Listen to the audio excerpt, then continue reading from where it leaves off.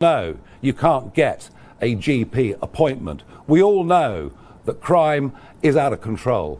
So much so that here in London, men don't wear watches, women don't wear jewellery, and don't get your mobile phone out, otherwise somebody on a moped will take it. Britain is broken and it needs fixing. And our vision for the future is the positive one. We believe that we can do it. What the media's completely ignoring about Farage's Starmer takedown isn't just fiery rhetoric, it's the buried admission that Britain's establishment has finally declared war on English identity itself.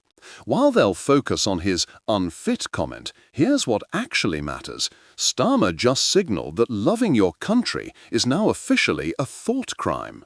This isn't about party politics, it's about whether being proud to be English gets you labelled an extremist. After this clip, I'll show you exactly how Starmer's speech was a coded attack on every British family who believes in borders, sovereignty, and actual British values. The most chilling part? That's coming next. Party, but I'm sorry to say, I now believe that he is unfit to be the Prime Minister of our country. His bizarre attempt this afternoon to invert patriotism and the love of flag was quite extraordinary. This is still the Labour Party of Gordon Brown. Remember that bigoted woman who talks about mass immigration? It's still the Labour Party of Emily Thornberry, who thought the Cross of St George on a van in Rochester was something truly awful. It's a Labour Party that could never accept any sense of English identity, even if it was more tolerant of Scottish or Irish or Welsh identity. Starmer says, I don't like or love this country. Well, let me say this. For 30 years, I've fought for British sovereignty. I fought for us to be a self-governing nation. Why? Because I always believed the best people to govern Britain were the British people themselves. And him? Well, he, of course, didn't like the vote. The greatest result, the biggest democratic mandate ever given in this country, when in 2016 we voted Brexit. Now, he spent the next few years trying to overturn that result. He doesn't believe we should govern ourselves. He's happy, be it Brussels, be it the UN, be it a series of foreign courts. He's happy for us to be governed from there. He does not believe in Britain. He does not believe in the Britain that most of you out there believe in. And his total level of denial over broken Britain is quite extraordinary. We all know the roads are clogged in a way they never were before. We all know you can't get a GP appointment. We all know that crime is out of control. So much so that here in London, men don't wear watches, women don't wear jewellery, and don't get your mobile phone out, otherwise somebody on a moped will take it. Britain is broken and it needs fixing. And our vision for the future is the positive one. We believe that we can do it. This Labour conference lacks any vision, and we are going to continue, I'm sorry to say, in economic, social and cultural decline. But Starmer is right about one thing. We are facing a big fork in the road. He is a human rights lawyer who will bow down to foreign courts and to outdated treaties. And he has no idea of the division that open borders have caused within our communities, or indeed the anger and a sense of unfairness that people feel over two-tier policing and two-tier justice under two-tier care. What he and the rest don't understand, and the reason we're leading in the polls, is this country has had enough of a failing, gutless political class. It wants real change. Now look, I'm not a vindictive person in any way at all, but reform will teach Keir Starmer and the Labour Party a lesson next May. Next May are our equivalent of the midterms, when the whole of Wales, Scotland, London and many other parts of the country will go out to vote on the first Thursday in May. We will teach Starmer a lesson next May that British political history will never forget. I am now, as a result of this week and the abuse that has been heaped upon our supporters and our voters, more. Now you've seen the clip, here's what the BBC and Sky News are deliberately avoiding.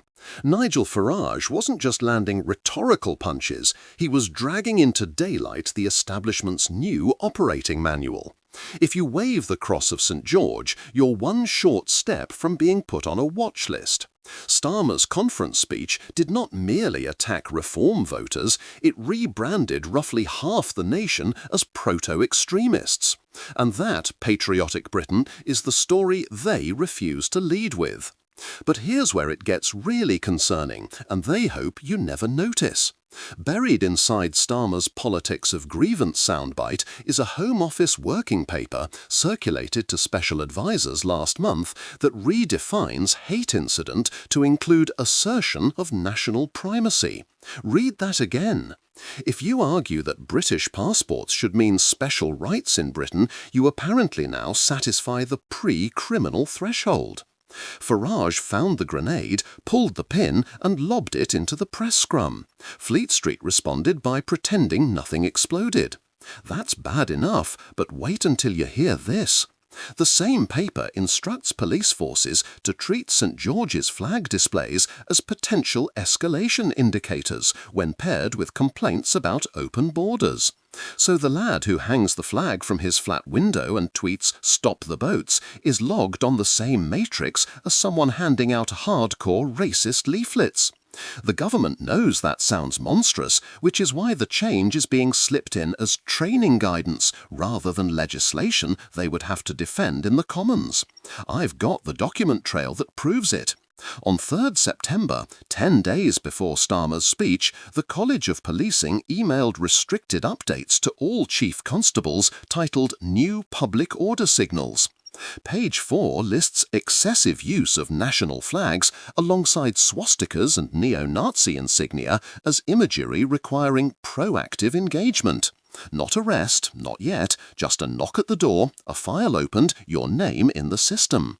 Incremental criminalization by administrative creep, classic Whitehall style. Ask yourself this, why would they do this now? Because every internal poll shows the same trend that Reform's private numbers show.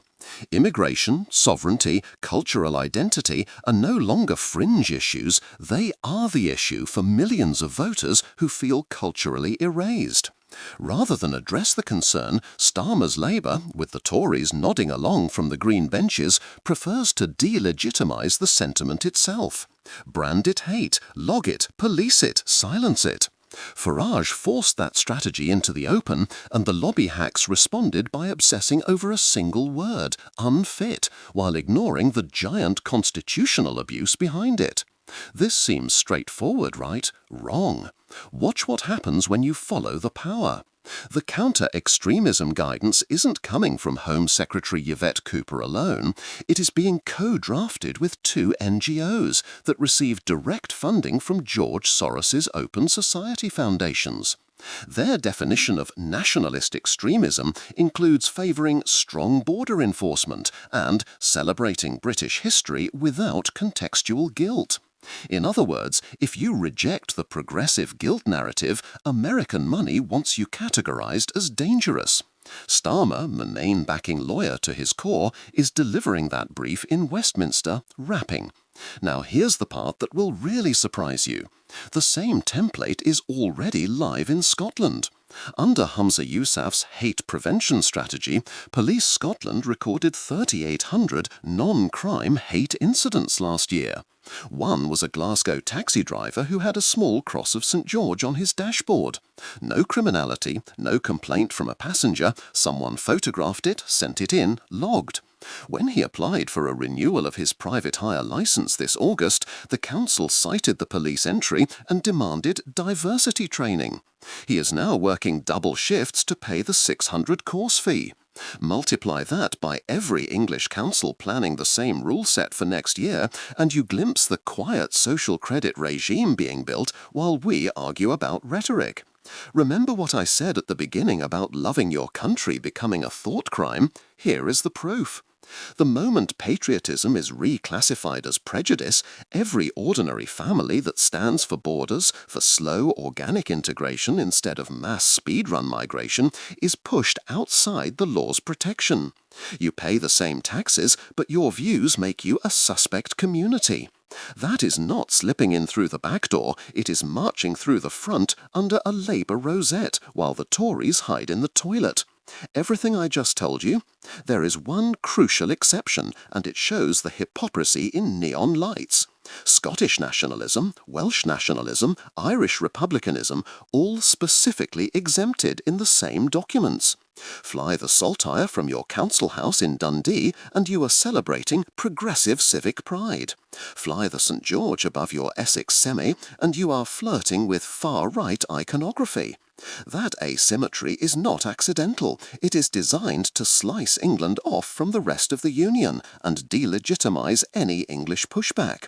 Farage clocked it in real time and said the quiet bit out loud. Labour is comfortable with every identity except the English one. Stop and think about this for a moment. If you can criminalise a flag, you can criminalise the people who recognise themselves in it. And once you have delegitimised the majority culture, any policy, open borders, mega shelters in market towns, foreign courts overruling parliament, becomes possible because the affected group no longer counts morally.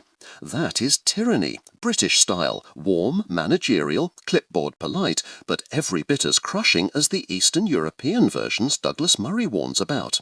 So what can we do as British citizens who still believe in equality under the law, free speech and democratic consent? 4 things, starting tomorrow. First, flood your MP with the College of Policing document. Do not rant. Ask one simple question. Will they vote to defund any force that logs non-crime patriotism incidents? Make them declare. Second, support the reform lawsuits already being prepared. Several councils will face judicial review claims before Christmas. Every pound raised deters the next town hall busybody tempted to copy Glasgow's model. Third, normalise the flag. Put the cross of St George in your window, on your profile, at your stall on Saturday morning. Numbers are our best protection. They cannot knock on 20 million doors. Fourth, plan for next May, the local elections Farage mentioned. Every reform gain from parish to city region puts a spanner in their surveillance machine, because once councillors who actually believe in Britain hold the balance of power, the guidance can be rejected locally. Starmer needs a compliant grassroots layer. We can rip it out by the roots, ward by ward. Britain is not yet broken beyond repair, but we are at the fork in the road that Farage spoke of. Down one path lies the soft authoritarian vision of Starmer, Cooper and their foreign-funded consultants, where love of country is a police matter. Down the other is the older, freer England that still believes citizens are sovereign, governments serve, and flags belong to the people who fought under them. Walk it proudly, speak it loudly, vote it resolutely. If we do not hang together on this, they will certainly hang the cross of St George separately, and the Union flag will be next.